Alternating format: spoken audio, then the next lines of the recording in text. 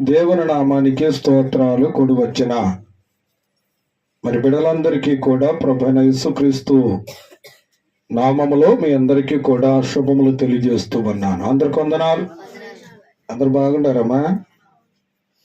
దేవుని స్తోత్ర. హల్లెలూయా. ఏమండి, దేవుని యొక్క మాటలు మనము చాలా జాగ్రత్తగా వినాలి. ఇర్మీయా భక్తుడు అంటాడు, యెహోవా కార్యములను అశ్రద్ధగా చేయువాడు శాపగ్రస్తుడు.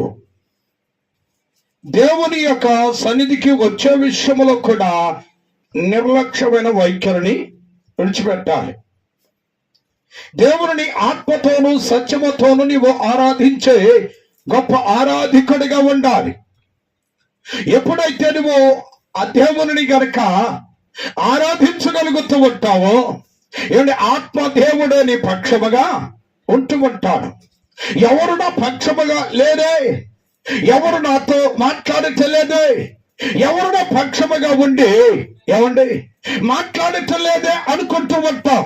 కానీ నీవు తెలుసుకోవలసిన సత్యము ఏమిటయ్యా అంటే, నీ పక్షముగా ఈ లోకములో ఎవరు ఉన్నా లేకున్నప్పటికీ కూడా మన పక్షముగా ఎవరు ఉన్నారు అంటే, మనలను సృష్టించిన సృష్టికర్త అయిన ప్రభువైన యేసుక్రీస్తు ప్రభువు ఉన్నాడు అని నువ్వు గుర్తించగలిగినట్లయితే, ఏమండి ఈ లోకములనంట ఒంటరిగా ఉన్న వారికి ఆయన ఏయమందుగా చేస్తూ ఉంటాడంట. దేవునికి స్తోత్రం. హల్లెలూయా. ఏమంటే మందిగా ఉంటాడు. ఈ రోజున నా ప్రియమైన దేవుని పెట్టారా, నీకున్న ప్రతి ఒక్క సమస్యకు నా దేవుని దగ్గరికి రాగలిగి నా దేవునితో గనక నువ్వు చెప్పుకోగలిగితే నీకున్న ప్రతి ఒక్క సమస్యకు పరిష్కారము మన ప్రభుని యేసుక్రీస్తు ప్రభు దగ్గర దొరుకుతూ ఉంటుందనే సత్యాన్ని నువ్వు ఎప్పటికీ అప్పటికీ కూడా మర్చిపోకుండా ఉండవుగాక. హల్లెలూయా. ఏమంటే మనము మర్చిపోకూడదు. ఎందుకంటే నీకున్న ప్రతి ఒక్క సమస్యకు ఏమండి మనుషుల దగ్గరికి వెళ్తే ఆ సమస్య తీర్చబడచ్చు, తీర్చకబడకపోవచ్చు. ఏమంటే రాజుల దగ్గరికి వెళితే ఆ సమస్యకు పరిష్కారము దొరకకపోవచ్చు. ఏంటంటే ఆ బంధువుల దగ్గరికి వెళ్ళినా ఆ సమస్యకు పరిష్కారము దొరకకపోవచ్చు. కానీ జీవము కలిగిన దేవుని దగ్గరకు వచ్చి గనక నీ యొక్క సమస్యను గనక నీవు గనక చెప్పుకోగలిగితే ఆ సమస్యకు మన ప్రభువైన యేసుక్రీస్తు ప్రభు ద్వారాగా సమస్యకు పరిష్కారం అనేది దొరికింది. ఎక్కడికి వెళ్ళినా సమస్యకు పరిష్కారము దొరకదు. కానీ జీవము కలిగిన దేవుని దగ్గరికి గనక నీవు రాగలిగితే, ఆయన దగ్గరకు గనక నువ్వు వచ్చి గనక నువ్వు సమస్యను ఇలా చెప్పుకోగలిగితే ఆ సమస్యకు పరిష్కారము దేవుడే చూపిస్తాడు. ఈ రోజున నా ప్రియమైన దేవుని బిడ్డారా, దేవుని దగ్గరికి వచ్చి మన సమస్యను చెప్పుకోలేని స్థితిలో ఉంటున్నాం. ఎందుకంటే చిన్న బలహీనత వస్తే ఏమండి తెల్లారు సరికల్లా ఏం చేస్తున్నావు అంటే డాక్టర్ దగ్గరికి వెళ్తున్నాం. వెళ్ళకూడదని నేను చెప్పను అబ్బా, వెళ్ళకూడదని నేను అయితే చెప్పను. ఎందుకంటే అటు చూపించుకోవాలా, ఇటు ఆధ్యాత్మికంగా అంటే ఆత్మీయతలో కూడా నువ్వు బలపడే వ్యక్తిగా ఉండువుగాక. స్తోత్రం చెప్పండి. హల్లెలూయా. ఏమండి అందుకని అంటాడు, ఏమండి మొట్టమొదట అద్భుతము ప్రభువైన యేసుక్రీస్తు ప్రభు ఎక్కడ చేశాడంటే కానాను వివాహములో ఒక అద్భుతాన్ని చేశాడు. ఏమండి బర్త్డే సెలబ్రేషన్కి వెళ్ళి అక్కడ అద్భుతం చేసినట్లుగా బైబిల్ లేఖనములో లేవు. ఏమండి మొదట వివాహ వ్యవస్థలోనికి ఒక అద్భుతమైన కార్యాన్ని చేసింది ఎవరయ్యంటే ప్రభువైన యేసుక్రీస్తు ప్రభు. అంటే ఆ యొక్క వివాహములో ఎవరిని ఆహ్వానించారయ్యంటే ప్రభువైన యేసుక్రీస్తు ప్రభుని ఆహ్వానించారు. ఆహ్వానించడమే కాదు, ఆ యొక్క వివాహ వ్యవస్థలోనికి ఎవరు వెళ్ళారయ్యంటే ప్రభువారు వెళ్ళారు. ఏంటంటే ప్రభువారు వెళ్ళినప్పుడు ఏంటంటే అక్కడ ఏం జరిగిందయ్యంటే ఒక అద్భుతమైన కార్యము జరిగినట్లుగా లేఖనము చెప్తుంది.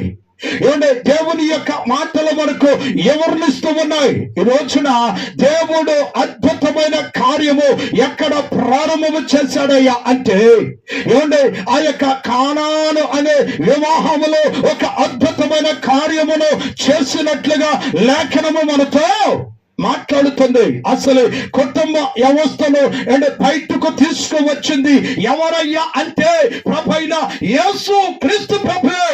ఆదిలోనే ఎవరిని పెట్టాడు? ఏదైనా వనములో ఎవరిని పెట్టాడమ్మా? ఆదామును అవును పెట్టాడు. కుటుంబము వ్యవస్థ అంటే దేవునికి చాలా ప్రీతికరమైనదే. కుటుంబము వ్యవస్థ అంటే దేవునికి చాలా ఇష్టమైనదే. ఈ రోజున ప్రేమన దేవుని పెట్టాడా? అందుకనే దేవుని యొక్క మాటలు మనము ధ్యానము చేసుకుందాం. యోహాను సువార్త చూడండి.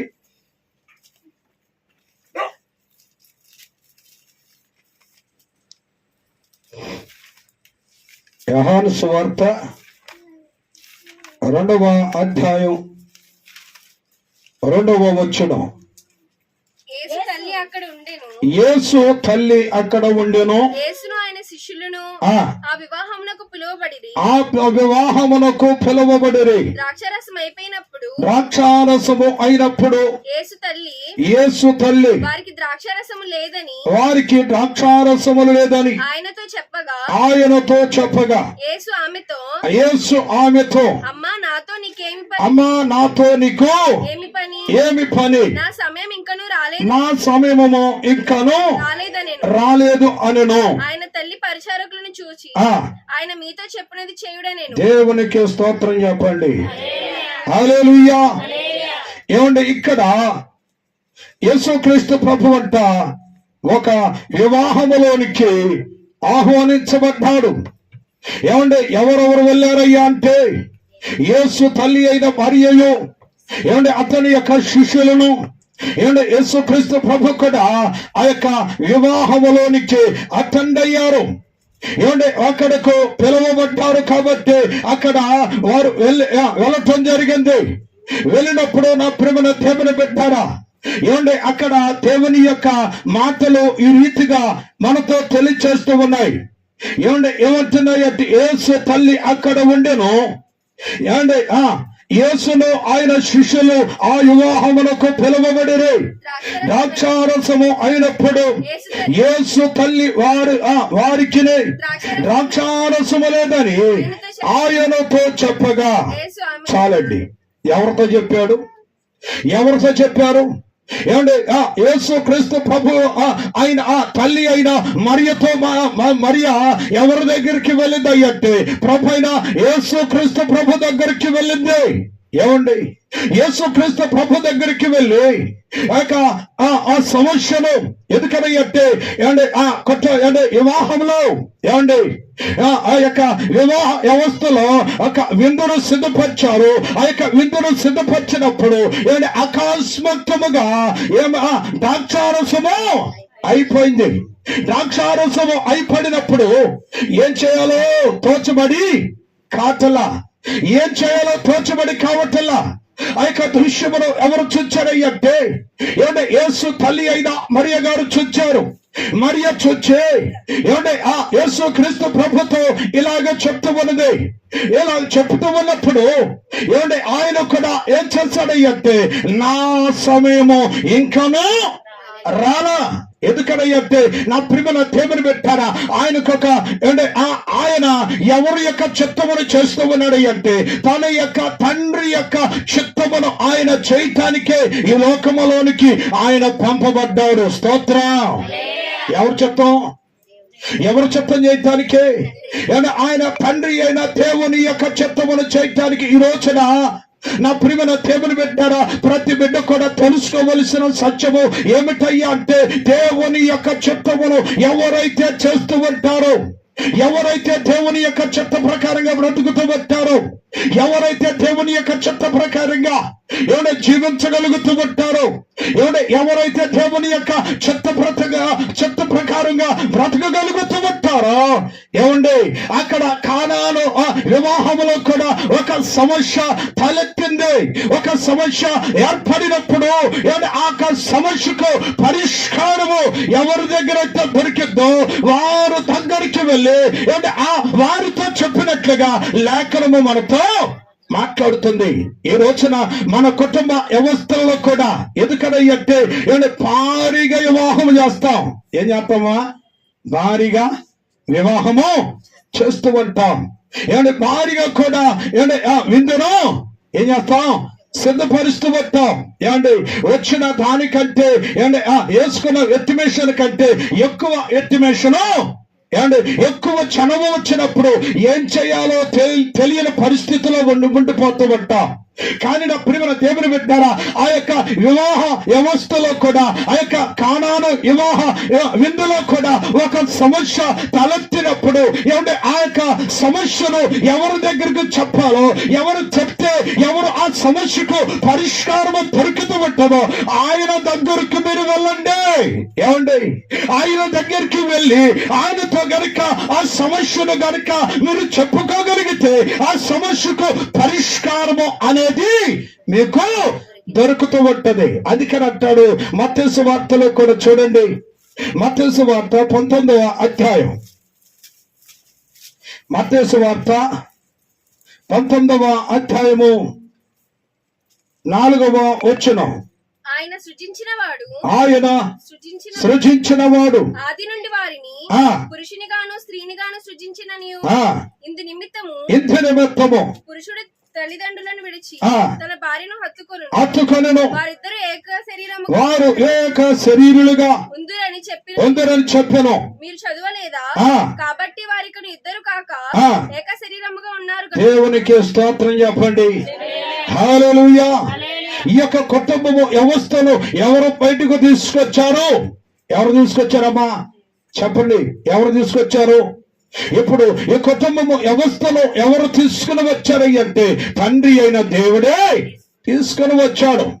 తండ్రి అయిన దేవుడే తీసుకుని వచ్చాడు. ఎందుకనయ్యా అంటే ప్రేమన దేవుని పెట్టారా? ఒక వ్యవస్థ వివాహము అయ్యే సమయంలో వారిద్దరూ కూడా వివాహము అవుతూ ఉన్నారు అంటే వారు ఒక కుటుంబముగా ఏర్పడినట్లే, ఒక కుటుంబముగా ఏర్పడినట్లు. ఎందుకంటే తన యొక్క తల్లిని తండ్రిని విడిచి వారిద్దరు కూడా ఏక శరీరులుగా ఉండాలని వాక్యమే మనతో మాట్లాడుతుంది.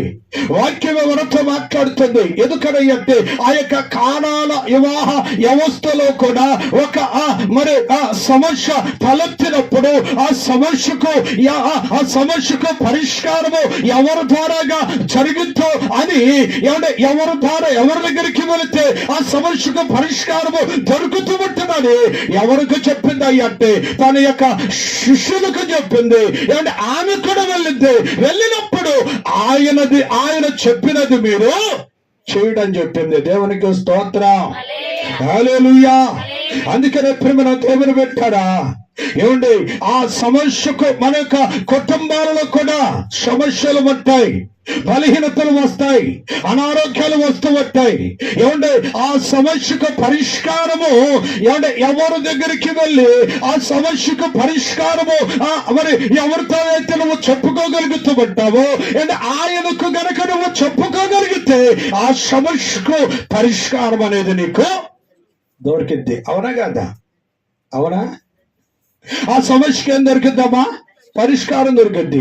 అసలు చెప్పుకోవలసిన ఆయనకే నువ్వు చెప్పుకోవయ్యాయి. ఆ చెప్పుకోవలసిన ఆయన దగ్గరికి నువ్వు రావయ్యాయి. వచ్చి గనక ఆ దేవునికి గనక నీ యొక్క సమస్యకు గనక ఆ సమస్యను గనక ఆయన యొద్ద పెట్టి, అయ్యా ఈ సమస్య నాకుందయ్యా, ఇలాంటి పరిస్థితులు నాకున్నాయ్యా, ఇలాంటి బలహీనతలు నాకున్నాయ్యా, ఇలాంటి ఆర్థికమైన సమస్యలు నాకున్నాయ్యా, ఇలాంటి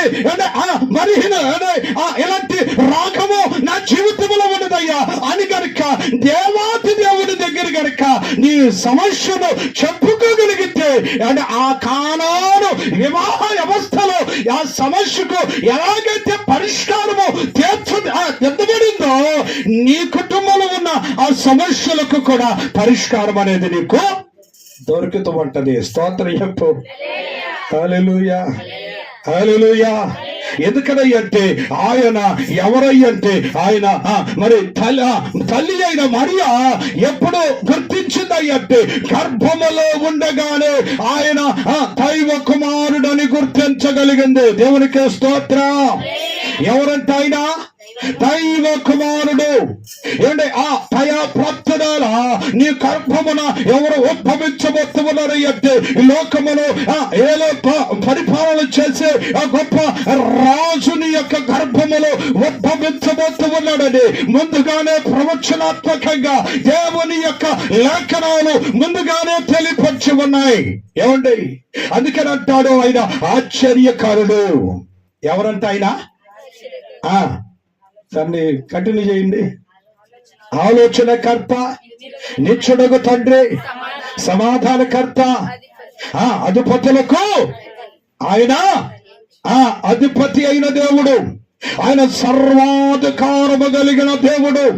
ఏమంటే ఎందుకనంటే ఆయన దగ్గరకు వచ్చి గనక నీకున్న ప్రతి ఒక్క సమస్యను గనక నీవు గనక చెప్పుకోగలిగితే ఆ సమస్యకు పరిష్కారం అనేది నీకు దొరుకుతూ ఉంటది. దేవుని దగ్గరకు రారు. ఏమంటే అందుకని అంటాడు దేవుని ఎందుకు రండి, అప్పుడు ఆయన రాము. దేవుడా నీవే రావాలి మా దగ్గరికి. ఏమంటారు? ఆ మాట ఎక్కడుంది?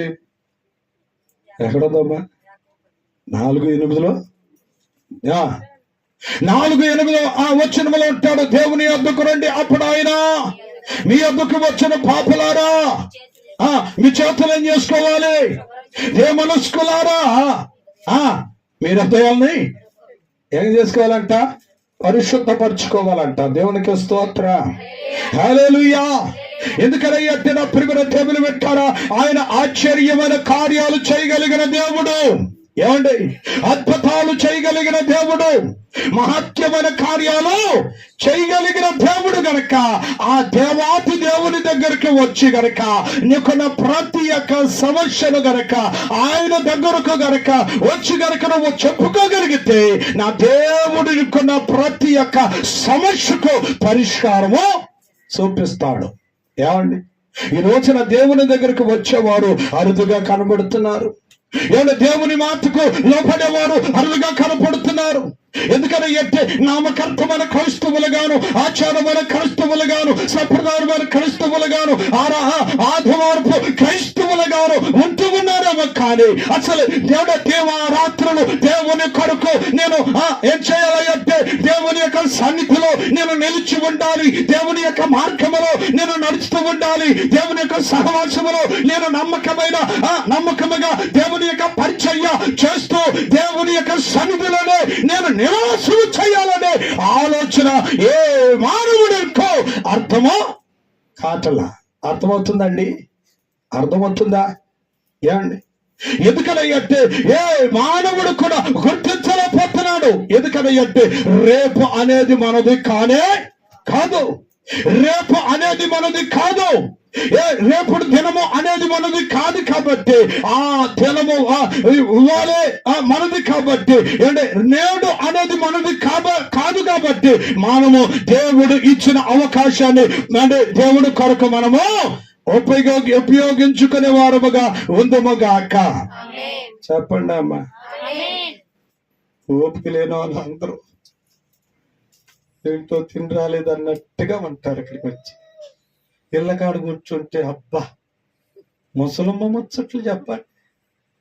భూమానేస్తాం, మానేస్తా, అన్ని మానేస్తా. ఇక్కడికి వస్తే ఎంతో వినయ భక్తులతో కూర్చుంటావు. దేవుని స్తోత్రం.